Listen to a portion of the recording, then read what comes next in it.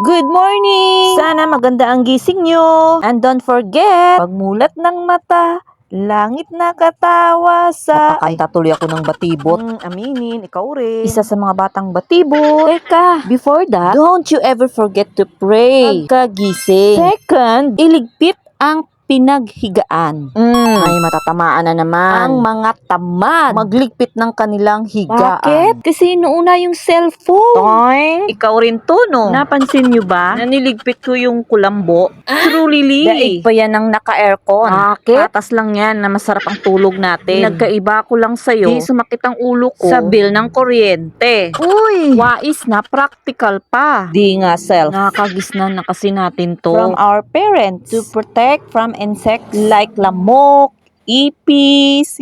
So whatever, what it is, aircon ka man o kulambo, mahimbing pa rin ang tulog with matching dreaming. So shout out na lang sa kapareho ko. Magamit pa rin ng kulambo. A good night's sleep, sweet dreams. Ano to, matulog ulit tayo? That's all for now. Bye-bye.